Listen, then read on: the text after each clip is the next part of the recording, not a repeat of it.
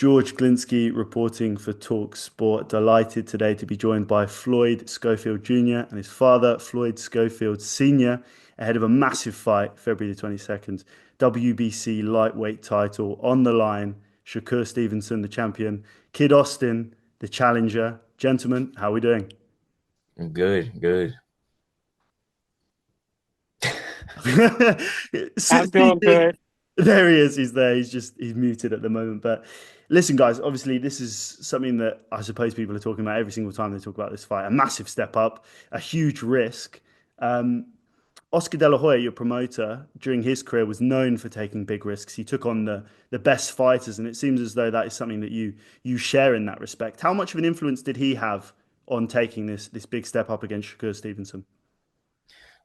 Me personally, like you said, Oscar, he did take a lot of big risks, but it wasn't me necessarily looking up to Oscar taking this fight because this fight is for my legacy and my legacy only. So, it's just a step in the right direction, and I feel like this fight right here gives me a lot much more respect from the boxing community and the boxing fans. So that's why we took it. I just feel like I'm ready. So now it's time to prove it. I was to say there was a report initially from Dan Rafael suggesting that this fight may not fall on this undercard. Was it always the plan for it to get on the better be of Bivol 2 undercard? Nah, it was just a plan to fight Shakur. Hmm. It never was. We didn't care where it was at. We just wanted to fight Shakur for that belt and for the legacy of it. The rest of them threw it on that big card, and we're grateful for it.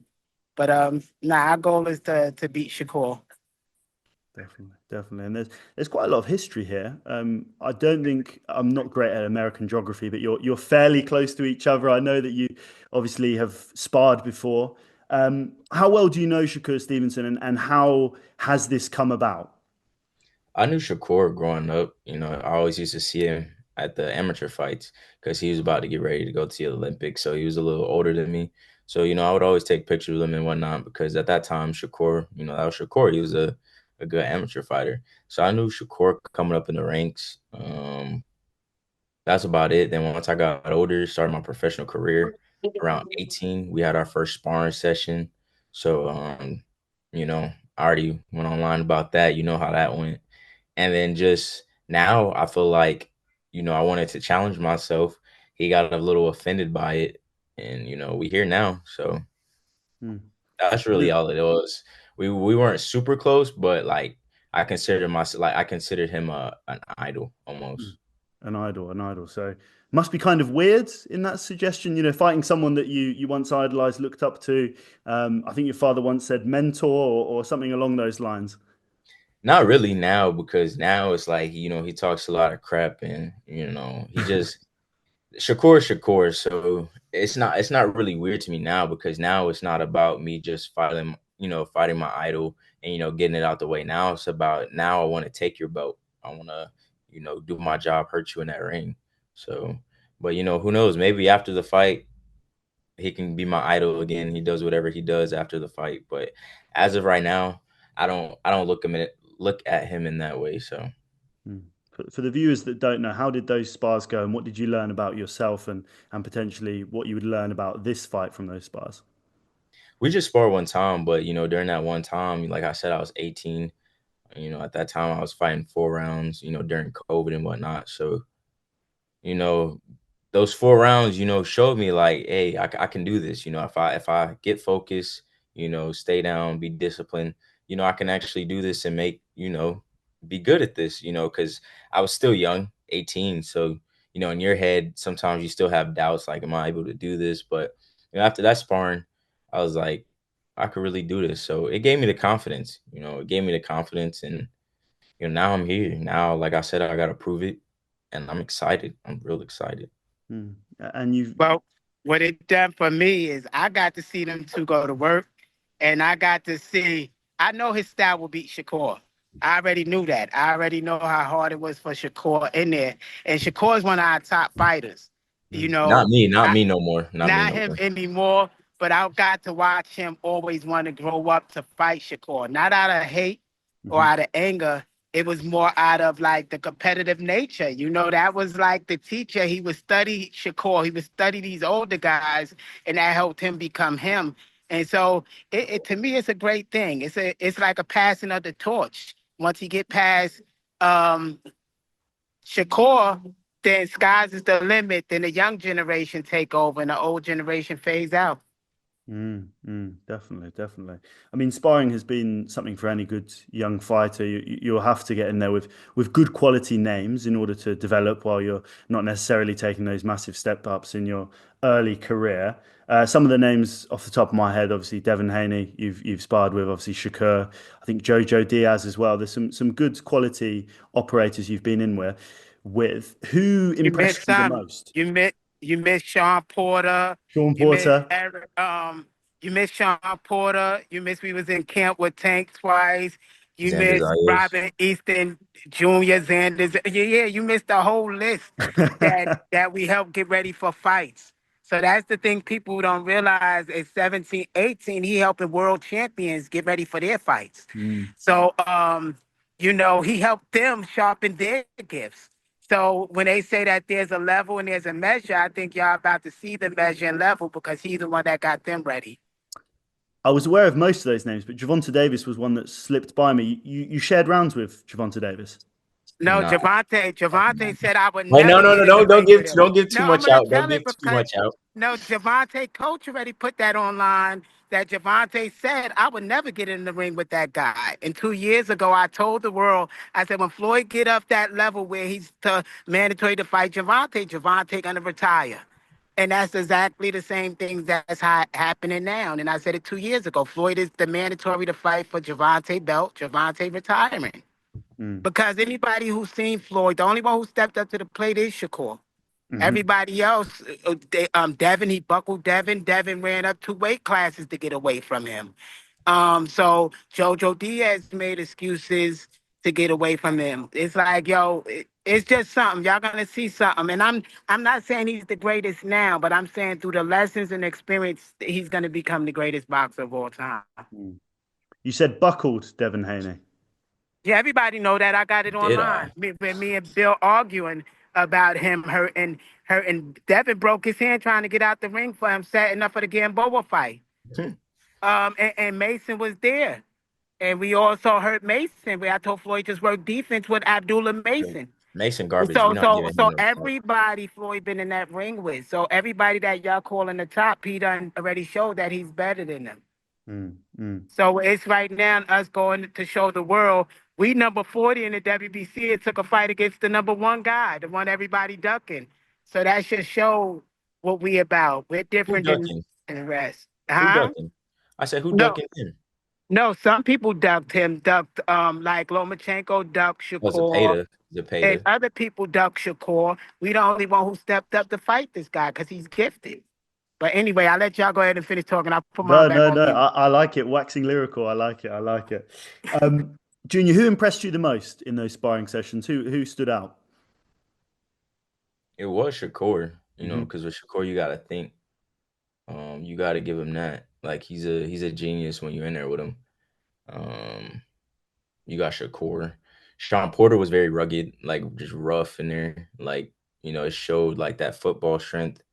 Um, Xander was pretty decent too.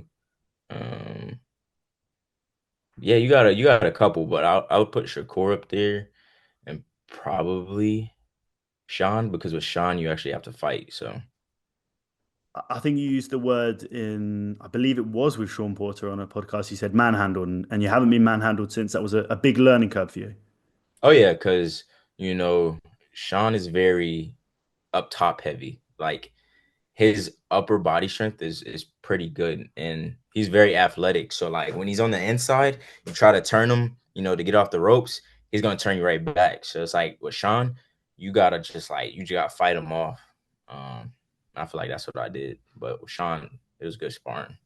Definitely, definitely. And this is a question for you, Senior. The Ashton Sill fight. It was supposed to be, obviously, I believe the original date was July the 20th, or at least it was definitely in July on the original Mike Tyson versus Jake Paul undercard. That fight didn't get added onto the next rescheduled date in November. What happened there? And is that a fight that you see your son potentially revisiting down the line once potentially Ashton has rebuilt his career after that devastating knockout loss to Lucas Bade. No, what happened was Lucas Body ducked us. Lucas Body knocked Ashton out. So we were supposed to fight Lucas Body next. And Yeah, once he did the research on who Kid was, suddenly it was a big excuse. They said they was going to take another route, things like that. So that's what happened as far as they go. And then Ashton don't want to fight right now. They trying to regroup. I spoke to his dad already. he need to regroup. You son, humble, son, humble. I'm just saying he need anybody after a knockout like that need to regroup. I mean, it's makes no sense getting in the ring after a knockout like that at such a young age. He's younger than me, got knocked out like that, so he need a lot of time to regroup. So. Absolutely, absolutely. Well, listen, see, you mentioned about pay on this fight. We were talking about it before this interview started rolling, but $1.2 million, that's a lot of money. How does that change life? I know that both of you were obviously homeless at one point. It's a pretty crazy turnaround to your story. Yeah, I mean, but you go can ahead. go. What? $1.2 million not a lot of money for the fight. Mhm. If you know you're going to be a billionaire, $1.2 million is a spit in the bucket. We only took the fight. We don't fight for money. We don't care because we're throwing the fights ourselves. We're selling merch ourselves. We're selling our NFTs ourselves. So we was already seeing mid six figures anyway. So them giving one fight for $1.2 million, it don't mean anything to us. But the We fact of want winning that that belt. world title means the world. That Mm, means everything. mm. But obviously, financial, fiscal responsibility is quite important. Where does that money go? Do you invest it in property? What do you do with that money? I let my dad invest that. He makes smart investments, so I let him invest it, and we go from there. We flip But it. first thing we gotta invest it back into the community. You gotta give some back. You gotta pay your tithes in whatever form you're gonna pay them. So we choose to do ours through the women and children's shelter, through the Salvation Army. So to help a couple of families, that's the first step, and then probably pay off his house and his car. So now he don't have to ever worry about a house. Yep. And then any fight after that is just icing in the cake on the cake. Absolutely, absolutely. I'll use the word when because I know that you won't want if you do, but when you beat Shakur Stevenson, because of course that's what you will be thinking. Where do you go from there? Is there a rematch clause in this contract? What's the next step? No, I don't think so, but I would give him a rematch because he gave me the opportunity to fight for the belt. So I would give him a rematch and just the same old, go back to my family, go back home, get back to the drawing board because yeah, I got the WBC belt, but there's 3 other belts I need to get. So Mm, yeah, it don't really change nothing. I mean, you get money, you get the belt. I mean, you probably get a lot of fake people, fake friends around you, but I'm not looking for none of that. I'm just trying to get home and then go back to the drawing board, get better because there's gonna be stuff that I probably need to work on after the fight. So we go from there. The train don't stop at just Shakur. We got a whole like if it's up to me, probably a whole nother 2 divisions to go. So this is just the beginning. mm, mm.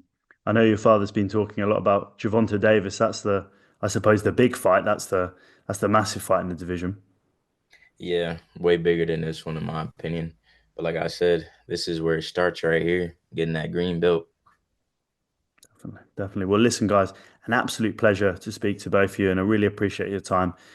Best of luck on February the 22nd, and hopefully see you guys out there. Thank you, Thank you brother. so much. Talk Cheers, to you buddy. then. Bye. On AM, on DAB, via the talkSPORT app, and on your smart speaker. talkSPORT.